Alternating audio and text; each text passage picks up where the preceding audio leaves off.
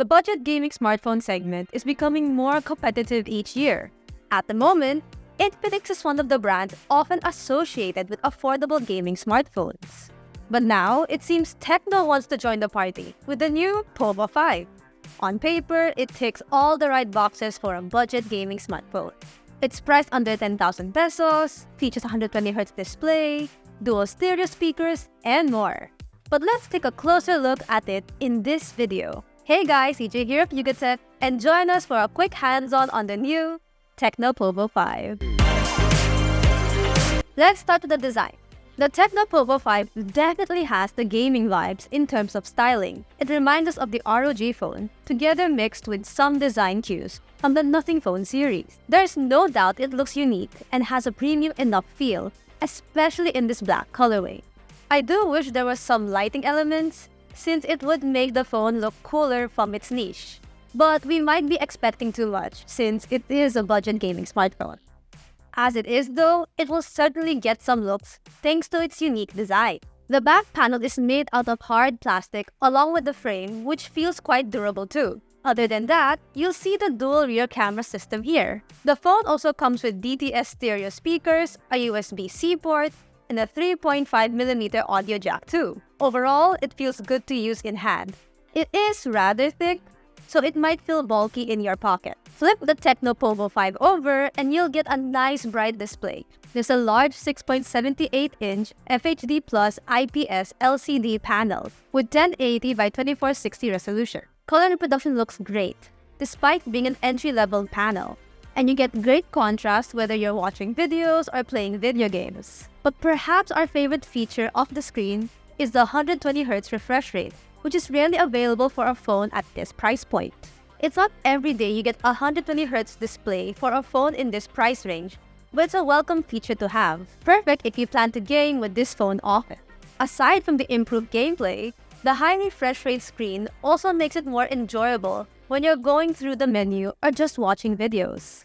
It is still a phone after all, and you'll likely be using it beyond just mobile gaming. Not to mention, the TECNO Pova 5 display also has a relatively bright peak brightness rated at 580 nits.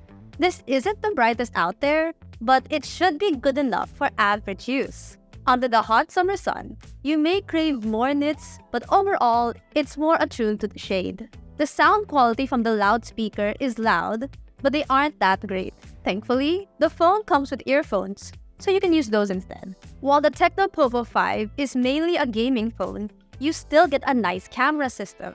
There's a dual rear camera with a 50-megapixel main sensor, which captures okay photos. For selfies, there's an 8-megapixel front shooter. You can check our sample photos right here.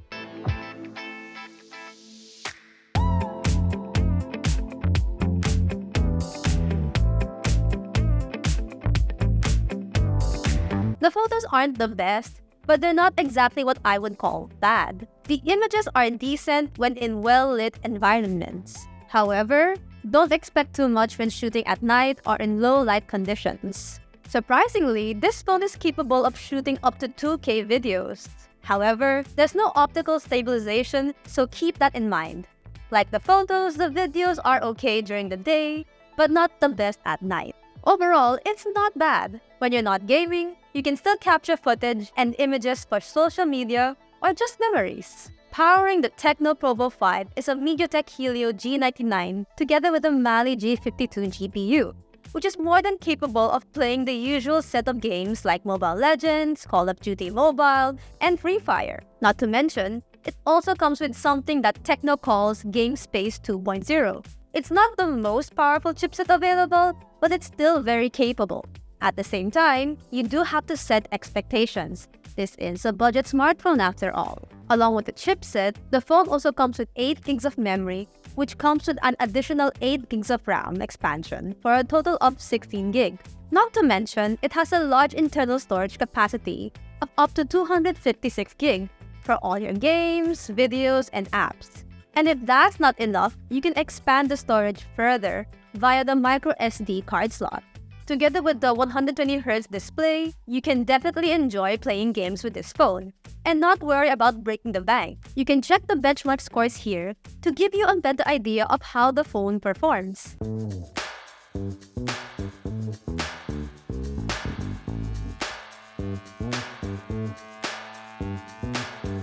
To play games throughout the day, TECNO fitted a large 6,000 mAh battery pack in the Pova 5. Given its large size, you should be able to continuously game for extended hours on end without ever having to worry about charging. TECNO claims it can last up to 11 hours of gaming or 14 hours of video playback. If you do need to charge the phone, you don't have to worry about downtime.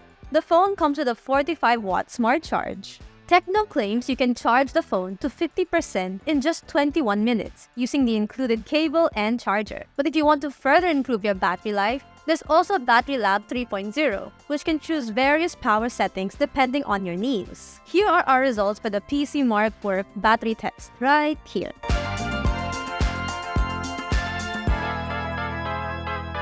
Now, you're probably wondering how much the TECNO Pova 5 costs. As mentioned earlier, this does cost under 10,000 pesos. Specifically, the TECNO Pova 5 starts at 7,999 pesos for the base 8GB RAM and 128GB model, while the 8GB RAM and 256GB model starts at 8,499 pesos. So yes, for less than 9,000 pesos, you can get a capable gaming smartphone without breaking the bank. It won't wow you with performance, but if you just want to play ML or COD Mobile, you can't really go wrong with the TECNO Pova 5. But what do you guys think of the TECNO Pova 5? Share your thoughts in the comments below. And if you enjoyed this video, do hit that like button, subscribe to our channel, click that bell icon to be notified of our future uploads. Also, don't forget to follow us on Facebook, Twitter, Instagram, and TikTok. And visit yugatech.com for the latest tech news and reviews. Once again, this has been CJ of Yugatech, and I'll catch you in the next one. Bye!